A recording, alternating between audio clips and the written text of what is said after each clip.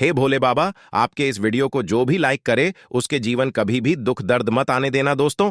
इस बार साल 2024 में सावन के महीने में कितने सोमवार पड़ रहे हैं? कोई कह रहा है 4 सावन सोमवार पड़ रहे हैं, कोई कह रहा 6 सावन सोमवार पढ़ेंगे। किसकी माने किसकी नहीं? आज हम सारी गलतफहमी, सारी असमंजस की स्थिति दूर कर देंगे और व्रत में क्या खाएं क्या नहीं जानिए सब कुछ दोस्तों। सावन का महीना 22 जुलाई से शुरू है। ऐसे में हर कोई भगवान भोले बाबा को दिल से खुश करना चाहता है। हर किसी की इच्छा होती है कि वह सावन में भोलेनाथ को खुश करके अपनी सभी इच्छाएं और मनोकामनाएं पूरी कर ले। पर कई बार आप लोग ऐसी गलतियां कर देते हैं या कर बैठते हैं जिससे शिव क्रोधित हो जाते हैं। और यह बात तो आप जानते हैं कि भोलेनाथ यदि भोले हैं तो उनका क्रोध भी अत्यंत विनाशकारी होता है। भोले बाबा यदि भोले हैं, प्यारे हैं, तो उनका क्रोध भी अत्यंत विनाशी है दोस्तों। इसलिए यदि आपने या आपके घर में किसी ने व्रत रखा है या आप सावन को पूरे विधि विधान से पूरा करना चाहते हैं, तो आज के इस वीडियो में जो बातें बताई गई हैं उनको ध्यानपूर्वक सुन समझ ले दोस्तों। सावन में कई ऐसे काम होते हैं जिनको करना वर्जित माना गया है दोस्तों। यदि भोले बाबा की कृपा हो जाए तो काल भी आपका कुछ नहीं कर पाएगा, क्योंकि इन्हें देवों के देव महादेव कहा जाता है। इसलिए यदि आप भी महादेव की कृपा पाना चाहते हैं तो सच्चे दिल से कमेंट बॉक्स में लिखे हर हर महादेव, ओम नमः शिवाय और कमेंट में अपनी राशि जरूर डाल दीजिएगा। यदि हमारे पास सावन में आपकी राशि के अनुसार कोई उपाय होगा तो वह आकर हम आपके कमेंट में जरूर बताते हैं और आपको बड़ा लाभ होगा। दोस्तों, सावन सोमवार व्रत में क्या खाए क्या नहीं खाए, सावन में लहसुन प्याज खाए या नहीं, व्रत में नमक खाए या नहीं, कौन सी गलती नहीं करनी चाहिए, पति पत्नी को दूरी क्यों बनानी चाहिए और कौन से रंग के कपड़े नहीं पहनने चाहिए, ऐसी कौन सी गलतियां हैं जिसे सावन के दौरान हमें भूल कर भी नहीं करना चाहिए। और मंदिर में जो एक लौटा जल रखा जाता है उस जल का हम क्या करें, पी जाए या तुलसी में डाल दें या पेड़ पौधों में डाल दें या इस जल से स्नान करें। साथ ही सावन के इस पवित्र महीने में कितने सोमवार पड़ रहे हैं और सावन की समाप्ति है, आइए जानते हैं सब कुछ इस वीडियो में दोस्तों। सावन का महीना कोई मामूली महीना नहीं होता है। यह महीना साक्षात एक ऐसे प्रेम की सौगात लेकर आता है जिसका कि भक्तों को बड़ी बेसब्री से इंतजार रहता है। सावन का महीना इतना पवित्र होता है जिसका आप अंदाजा भी नहीं लगा सकते। सावन जब गरजते हैं तब धरती माता का शुभ अत्यंत मंगलकारी खास स्नान होता है। सावन में प्रकृति स्नान करती है और जग मग्न हो जाती है। नई फसल का आगमन होता है कि उत्पत्ति होती है। किसान के चेहरे पर प्रकृति अपनी छाप छोड़ जाती है। सावन का त्योहार भारत में तो मनाया ही जाता है, किंतु क्या आप जानते हैं विदेशों में भी सावन का पवित्र महीना बड़े जोरों शोरों के साथ और खुशी के साथ मनाया जाता है। नासा वैज्ञानिक मानते हैं सावन में प्रकृति आपस में बातें करती है और वातावरण सुगम हो जाता है। हरियाली की उत्पत्ति होती है और नए नए बीज उगते हैं। इस मौसम में हरियाली साक्षात महादेव का स्वागत करती है, महादेव से बातें करती हैं। आपको बता दें, शास्त्रों में सावन सोमवार का व्रत जो भी महिला या पुरुष करते हैं तो वह व्यक्ति भगवान भोलेनाथ का सर्वाधिक प्रिय हो जाता है। ऐसे व्यक्ति को भगवान भोले बाबा अपनी शरण में ले लेते हैं। धर्मशास्त्रों के अनुसार सावन में जो आसमान से जल बरसता है वह भगवान शिवा की जटा से और श्री हरि के चरणों से होकर ही धरती पर गिरता है। सावन में बच्चे बड़े सभी को स्नान करना चाहिए। साक्षात भगवान शिवा और श्री हरि का बरसता है। सावन में स्नान करने वाले छोटे छोटे शिशु, छोटे बालक बच्चे, बूढ़े बुजुर्ग महिलाएं जब स्नान करते हैं तो इससे वह बीमारी से मुक्त हो जाते हैं। तो साक्षात सावन में स्नान नहीं करते, बारिश में स्नान नहीं करते, वह पापी कहलाते हैं। इसीलिए पाप से बचने के लिए सावन में स्नान, बरसात में स्नान अवश्य करना चाहिए। बच्चे महीने के हैं, दिनों के हैं, तो उन्हें बरसात की थोड़ी सी बूंद मस्तक पर जरूर डलवाना चाहिए। बरसात की एक बूंद भी अमृत तुल्य। जो बरसात में स्नान नहीं करते उसको 100 पाप लग जाते हैं दोस्तों।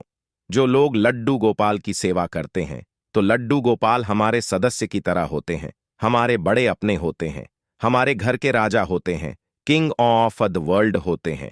तो ऐसे में भगवान श्री कृष्ण को या लड्डू गोपाल को बरसात में स्नान अवश्य करना चाहिए। सावन की पहली बरसात में लड्डू गोपाल को स्नान जरूर कराएं। उन्हें चांदी की थाली में या पीतल की थाली में या माटी की थाली में रखकर स्नान अवश्य कराना चाहिए। सावन की बरसात लड्डू गोपाल को अत्यंत प्रिय है। लड्डू गोपाल की खास कृपा पाने के लिए सावन के पहले ही दिन लड्डू गोपाल को स्नान अवश्य कराना चाहिए। इससे साक्षात लड्डू गोपाल की पूरे परिवार पर कृपा बरसती है। लड्डू गोपाल बहुत प्रसन्न होते हैं, अत्यंत खुशी से झूम उठते हैं, नृत्य करते हैं, सावन में प्रसन्न रहते हैं। दोस्तों, सावन में काब यात्रा का क्या कहना? शास्त्रों के अनुसार माना जाता है कि सबसे पहली काब भगवान परशुरामाची भगवान शिवा को प्रसन्न करने के लिए कावड़ यात्रा की जाती है। दोस्तों, किंतु क्या आप जानते हैं सावन में 10 ऐसे नियम हैं जो आपको जानना बहुत ही आवश्यक है। यदि इन नियमों का पालन यदि आप अपने जीवन में नहीं करते हैं तो आपको भगवान शिवा के क्रोध का सामना करना पड़ सकता है। आपका पूरा परिवार गरीबी, निर्धनता और बर्बादी का सामना कर सकता है। दोस्तों, आज की वीडियो बहुत ही है। वीडियो को अंत तक जरूर देखें, क्योंकि अधूरा ज्ञान हमेशा खतरनाक साबित होता है। इसलिए वीडियो को पूरा अंत तक जरूर देखें और सच्चे दिल से कमेंट बॉक्स में लिखें, हर हर महादेव, ओम नमः शिवाय। वीडियो को लाइक जरूर करें। आइए जानते हैं दोस्तों, सबसे पहले जानते हैं सावन सोमवार व्रत की तारीख। पहले सोमवार का व्रत 22 जुलाई, दूसरे सोमवार का व्रत 29 जुलाई, तीसरे सोमवार का व्रत 5 अगस्त, चौथा सोमवार 12 अगस्त, पांचवा व्रत 19 अगस्त को रखा जाएगा। सावन का पवित्र महीना 22 जुलाई को पड़ा है और इसी दिन सावन का पहला व्रत सावन सोमवार पड़ा है, जो कि बहुत ही शुभ और अत्यंत दुर्लभ मंगलकारी माना जा रहा है। पहले दिन सावन सोमवार का व्रत खास है, दुर्लभ है, कई सैकड़ों सालों के बाद जाकर के महासंयोग आ रहा है। इस शुभ दिन पर लाखों करोड़ों श्रद्धालु लोग व्रत अवश्य रखेंगे और व्रत में कई ऐसी चीजें खाएंगे। व्रत की पूर्ति होगी। शिवा व्रत सावन सोमवार व्रत पूर्ण माना जाएगा। किंतु ऐसे में हम जानते हैं व्रत में क्या खाए और क्या नहीं खाए। दोस्तों, यदि आपने सावन सोमवार का व्रत रखा है तो आप इस दिन सात्विक भोजन ही करें। यह निर्जला व्रत नहीं होता, इसलिए इस व्रत में सेंधा नमक से बनी चीजें खा सकते हैं। यदि आपने फल खाने पर संकल्प लिया है तो नमक भूलकर भी ना खाएं। आप फल वगैरह ही खाएं और कुछ मत खाना। व्रत में भर का गन्ने का जूस मत पीना, उसमें नमक पड़ा होता है। बर्तन कोई कितना भी साफ कर ले, नमक रह ही जाता है। बाहर का जूस भी मत पीना, उनके बर्तनों में भी नमक पड़ा होता है। जो हम घर में देखभाल कर लेंगे, व्रत की वह बाहर नहीं कर पाएंगे और वह नमक आपके मुंह तक जाएगा तो आपका व्रत खंडित हो जाएगा। व्रत में डब्बा बंद जूस नहीं पीना चाहिए, उसमें कई केमिकल पड़े होते हैं जिससे व्रत टूट जाता है। और व्रत में लंबे समय का रखा हुआ भोजन कभी नहीं करना चाहिए, वह दूषित भोजन कहलाता है जिसमें विष होता है। दोस्तों, सावन में कई बार शुक्रवार का दिन पड़ जाता है तो खट्टा भूल कर भी मत न खाना, क्योंकि माता संतोषी इस दौरान जागृत अवस्था में हो जाती है, वह रुष्ट हो जाएंगी। इस दिन आप पानी पूरी, इमली की चटनी वगैरह, खट्टे फल वगैरह जाने अनजाने में भी मत खाना, क्योंकि इससे माता संतोषी क्रोधित हो जाएंगी। एक बार माता संतोषी रुष्ट हो गई तो आपको जिंदगी भर कष्ट भोगना पड़ेगा। माता रानी भोली है, पर सावन के महीने में जो भी शुक्रवार के दिन खट्टा खाता है उसे परेशानी और माता के क्रोध का सामना करना ही पड़ता है। सावन में साधारण नमक फलों पर लगाकर या अमरूद के बीच कर भूल कर भी नहीं खाना चाहिए। आप सेंधा नमक फलों पर लगाकर खा सकते हैं। सावन के व्रत में चाय आप पी सकते हैं, किंतु चाय में नमक मत डालना, इससे हड्डियां गल जाती हैं। सावन के व्रत में दूध नहीं पीना चाहिए, इससे भगवान शिवा क्रोधित हो जाते हैं। सावन में हल्दी मिलाकर दूध पीने से भयंकर श्राप लगता है। सावन में बच्चों को दूध पी लेना चाहिए, पर घर में बड़ों को दूध नहीं पीना चाहिए। यदि कोई बीमार है, किसी कारणवश यदि दूध की आवश्यकता हो तो उसे पी लेना। यदि सावन का व्रत यदि आपने मीठे पर रखा है तो आप मीठी मीठी बर्फी भोग लगाने के बाद खाइए। शिवा को भोग लगाने के बाद खीर पराठा या दही पराठा खा सकते। मीठी मिश्री खाएं या आटे का मीठा मट्ठा चीला बनाकर आप खा सकते हैं। यदि व्रत छटपटा पर रखा है तो आप चाहे तो सेंधा नमक से बने आलू के पकवान खा सकते हैं। आलू की सब्जी कुत्तों के आटे की रोटी के साथ खा सकते हैं। सादा दही में डालकर खीरा खा सकते हैं। धनिया खा सकते हैं। लौकी या की सब्जी भी खा सकते हैं। और आटा खाते समय आटा ध्यान से देख लें। पुराने आटे में कीड़े पड़ जाते हैं, जिससे आपका व्रत खंडित हो सकता है। व्रतधारी को सावन सोमवार के व्रत में बेसन, मैदा, सत्त, अन्न और अनाज का सेवन नहीं करना चाहिए। सावन में जितना जल्दी हो सके, सावन शुरू होने से पहले यदि घर में आपके बैंगन की सब्जी या साबुत बैंगन रखा हुआ है, जो कि बैंगन को इंग्लिश में ब्रिंजल बोलते हैं, यदि घर में हो तो तुरंत हटा दे। इस शिवा अत्यंत क्रोधी हो जाते हैं। सावन में यदि पालक का साग रखा है तो घर से बाहर फेंक दे। साग सब्जियां सावन में खाना वर्जित होती है।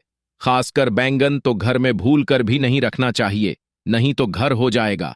कंगाल भगवान शिवा क्रोधित हो जाते हैं। सावन में घर में बैंगन रखने से विनाश होता है। इसके अलावा अन्य किसी भी व्यक्ति को मांस, मदिरा, लहसुन, प्याज इत्यादि का भी सेवन नहीं करना चाहिए। वही व्रत रखने वाले व्यक्ति को धनिया पाउडर, मिर्ची पाउडर, सादा नमक का भूल कर भी नहीं करना चाहिए। गर्म मसाला या पैकेट पर सामग्री बिना पढ़े कोई भी डब्बा बंद पैकेट कुछ भी नहीं खाना चाहिए। पर डब्बा बंद सामान में पैकेट में लहसुन प्याज पड़ा होता है, आपका भी इंग्रेडिएंट्स पढ़ सकते हैं। लहसुन प्याज सबसे ज्यादा इस्तेमाल होता है डब्बा बंद चीजों में और सावन में। यदि हमने गलती से यह चीज खा ली तो हमारा व्रत टूट सकता है। सावन में चाहे आपका त हो या ना हो, किसी भी व्यक्ति को खड़ी पकौड़ा नहीं खाना चाहिए। और वहीं पत सब्जियां, पालक, मेथी, लाल भाजी, बटुआ, पत्ता गोभी जैसी सब्जियां या साग सब्जियां भूलकर भी नहीं खानी चाहिए। यह झर के समान मानी जाती है। इसमें कीड़े आ जाते हैं, सांप, बिच्छू वगैरह आ जाते हैं। और जो भी व्यक्ति सावन में बैंगन की सब्जी खाता है, उस व्यक्ति को घोर पाप लग जाता है। इसी कारण लोग द्वादशी और चतुर्दशी पर बैंगन नहीं खाते। पत्तेदार सब्जियां क्यों नहीं खाई जाती, इसके पीछे एक कथा है, मैं आपको बताऊंगा दोस्तों। सावन के पवित्र महीने में कौन सी गलतियां नहीं करनी चाहिए। यह गलतियां पाप का भागीदार तो बनाती ही है, साथ ही साथ ऐसा व्यक्ति नर्क में अटका ही रह जाता है। सावन में घर के सभी लोगों को सुबह जल्दी उठना चाहिए और जितना जल्दी हो सके कम से कम पहला सावन स्नान अवश्य करें। परिवार में सबको स्नान करना चाहिए। यदि कोई बीमार है तो उस पर गंगा जल के छींटे मार दे। सावन में किसी भी गरीब का अपमान न करे। क्या पता उस गरीब के रूप में भगवान शिवा हो, क्योंकि भगवान शिवा सावन में अपने भक्तों की परीक्षा लेने आते हैं।